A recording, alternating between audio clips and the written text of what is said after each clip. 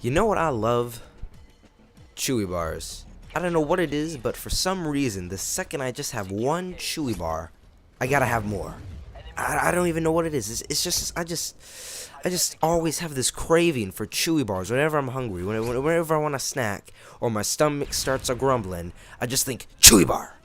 Gotta have them chewy bars. Where are they? Where are they? And I just go straight to the kitchen, right next to the door, and there's a box full of 60, or what was 60 chewy bars, of different flavors, an assortment of flavors of raisin, peanut butter, and chocolate chip. And of course, chocolate chip is my favorite.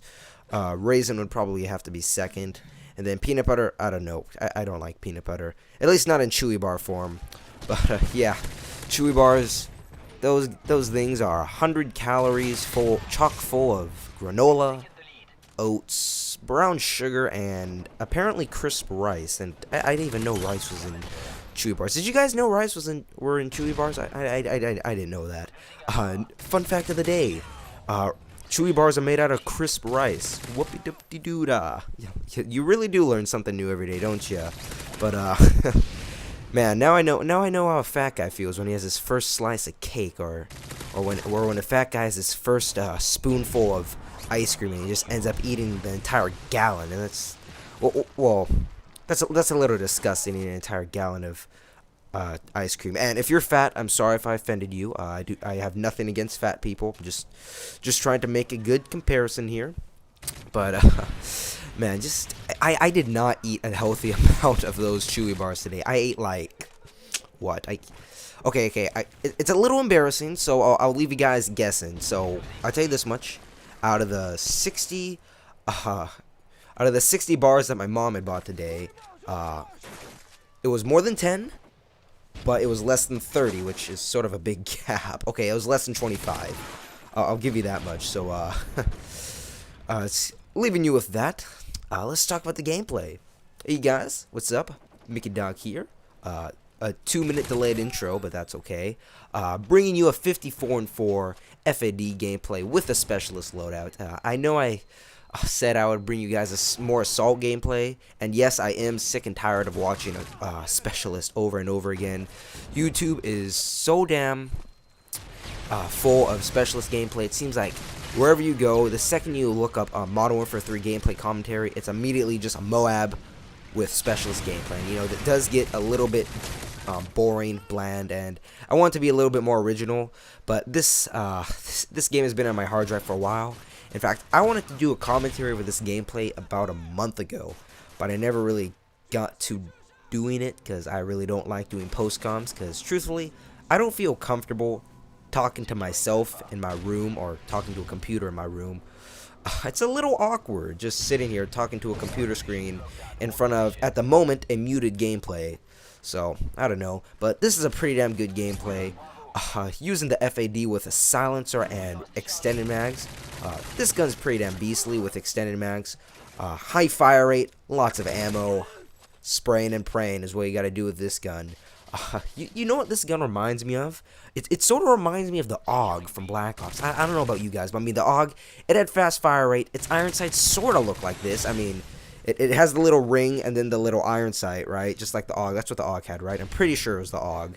Except the FAD isn't green, but whatever. It reminds me of the AUG. They both have really fast fire rates, and the FAD isn't overpowered, just like the AUG wasn't overpowered. So hey, maybe they have more in common than you originally thought. You never know.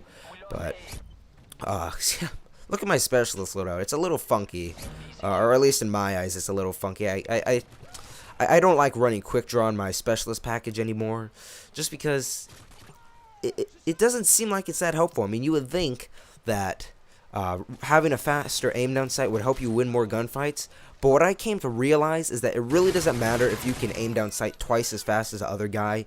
It really just depends on who sees who first. I mean, if you see the enemy before he sees you, you're probably going to win the gunfight. That's usually how it works, unless if the guy has a striker with damage and you're like point blank range. But if that was the case, the guy would have to be like facing the other direction, which, okay, that wouldn't happen, but you guys get what I'm saying. So quick draw really is probably an overrated perk. It really isn't that useful, And besides, when you have Stalker, you really don't need Quick Draw. I mean, when you're able to just walk around, aim down sight, why do you need to aim down sight faster? Quick Draw is practically a useless perk, except for maybe being able to throw your stun grenades faster, because for some strange reason, look at me spray the shit out of that guy. Oh, that was funny. I knew I was really close to that Moab, so I was just spraying the shit out of that guy with my FAD extended mags. Ooh, you gotta love that thing. But you know, you really don't need a faster aim down set when you got Stalker. And my new favorite specialist loadout to run is Stalker, Steady Aim, and then Scavenger, just because Scavenger, you really do need Scavenger somewhere in your specialist loadout, unless if you spawn with it, but that's sort of silly, because you don't need Scavenger right off the bat. But, I'm debating over which one I should have first, Stalker or Steady Aim, because both are very useful. Steady Aim just because I have Akimbo Scorpions, and Akimbo Scorpions without Steady Aim, they're pretty crappy.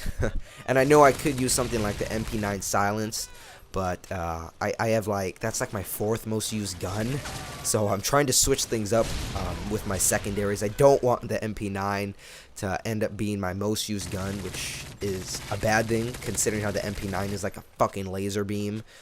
It's practically like a miniature version of the MP7. So if you guys are looking for a good secondary, try out the MP9. But yeah, I don't know what's more important, Stalker or Steady Aim. I'm thinking with my assault rifles, I'll unlock Stalker first and then Steady Aim. But with my SMGs, I'll unlock Steady Aim and then Stalker. And then of course Scavenger last. And one tip I guess I gotta give you guys, I haven't really given you any tips, is if you're gonna run the specialist package, make sure you're using extended mags, just because by the time you get Scavenger, you'll get more ammo with each Scavenger pickup, or whatever the fuck you want to call them. Ooh, Dead Man's Hand, not today. Ooh, don't try to kill me with that stupid ass retarded crap that's Dead Man's Hand.